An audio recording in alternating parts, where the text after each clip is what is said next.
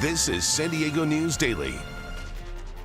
I'm Monica Dean. Let's get right into your top local stories. This week, the San Diego City Council could call for new budget cuts. The mayor's office is projecting a $110 million deficit for the next fiscal year.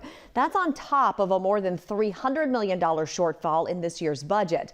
The council previously suggested certain changes like staffing cuts to make up for the loss. Those have not yet been implemented. All of this comes as San Diegans are asked to pay more to park, run water, or get their trash collected. But that new revenue is falling short of expectations. In a memo last month, Mayor Todd Gloria told city department heads to rein in spending. He suggested they do so by cutting non-essential overtime and reviewing contracts that could be cut or renegotiated. The council's updated budget priorities are due to the Office of Independent Budget Analysts by Friday. The days of free parking at Balboa Park and the San Diego Zoo, well, they are over. From now on, you will have to pay. And this morning, city workers have been turning on the pay stations one by one, which has led to some confusion. But as NBC7's Audra Stafford explains, there are alternate ways to pay if a meter isn't operational. The new fees kicked in at 8 a.m., but having to pay to park clearly isn't deterring people from parking here in the lot next to the San Diego Natural History Museum, even though this is one of the most expensive ones. Here we go, right? How much you'll pay depends on where you park and where you live. The lots closest to the center of the park will cost more, and if you live within San Diego city limits, you'll pay less than non-residents. But you'll have to verify your status online at least a couple days ahead of time. It's the first time I've been to Balboa Park in years. Michael Andrade knew the paid parking was coming, just didn't realize it was today. As I pulled up, one guy was pulled up at the same time and said, "Hey, you know, you got to pay for parking today." I said, "Oh, really?" He said, "Yeah." He said, "I don't think I'm going to pay for it. I'm going to go park on the street." I said, "You probably have to pay there too." He's right. Parking along 6th Avenue and Park Boulevard will also cost you. Charging for parking is just one of the ways the city is trying to close a $250 million budget deficit. That's unfortunate, but I guess whatever we could do to help bail it out, I guess we have to do if we want to continue to live here and enjoy some of the things that San Diego has to offer. So I don't have a problem paying as long as it doesn't get any more expensive than what it is. But the new parking fees clearly don't fly with everyone. Several pay stations along 6th Avenue have been vandalized. The coin and credit card slots jammed with what appears to be construction foam. If the meter is damaged or for some other reason isn't working, you're still going to have to pay to park, either by finding another meter or one of these signs where you can scan the QR code and pay online. From Balboa Park, I'm Audra Stafford, NBC7. Some city workers told us their focus right now is on getting the meters in the park up and running. Then they'll address the damaged ones outside the park, which were turned on a few weeks ago. For a full breakdown on the new fees and how to register as a city resident, go to NBC7.com. Chief Meteorologist Sheena Parveen joins us now with a look at your forecast. Hi, Sheena. Hi there. As we head through the rest of the day, mostly cloudy, mid to low 60s at the coast, mid 60s for the inland valleys. Mountains will be in the upper 40s with a breezy west wind, deserts upper 60s.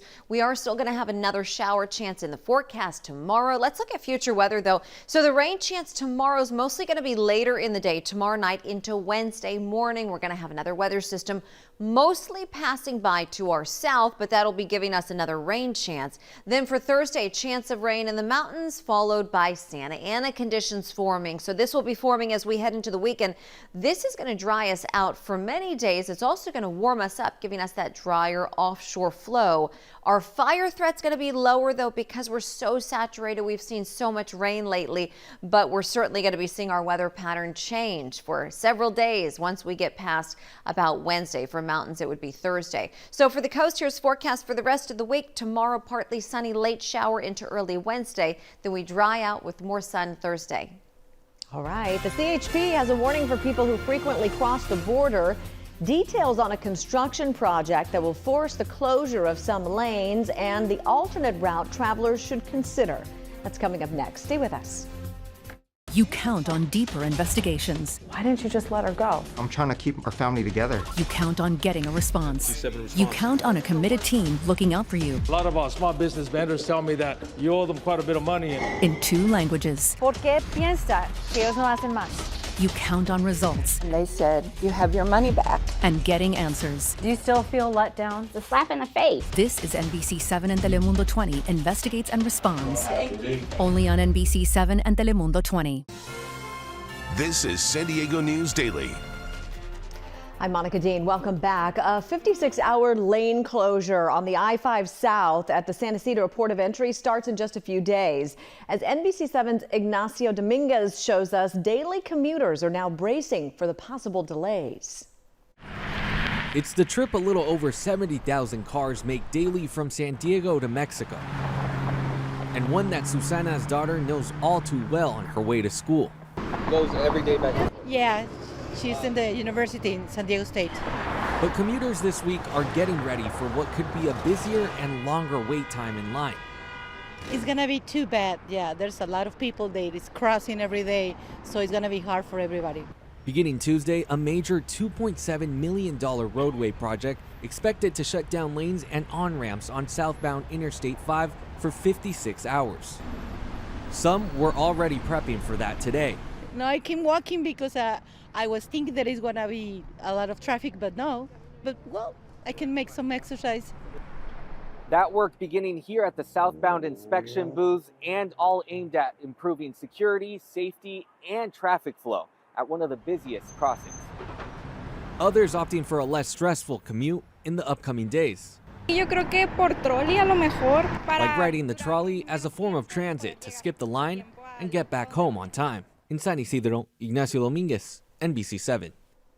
This is just phase 1 of 2 expected for this project this year. Commuters are encouraged to use the Otay Mesa port of entry instead. California's law banning people in most parts of the state from openly carrying a loaded gun for self-defense has been ruled unconstitutional. Under the law, California residents cannot openly carry a gun in counties with more than 200,000 people. A federal appeals court in San Francisco found the law is inconsistent with the Second Amendment's right to bear arms. California is expected to request a larger group of judges to review the case. It may eventually head to the U.S. Supreme Court. The city of Carlsbad is warning everyone of bluff erosion at one of its beaches. That's because the coastal trail area just north of the intersection of Carlsbad Boulevard and Solomar Drive has started to crumble. The city says large holes have been appearing. They are urging people to avoid the area, but some people with whom we spoke say not everyone is heeding the warning. Chief Meteorologist Sheena Parveen will have a look at your weather forecast right after this.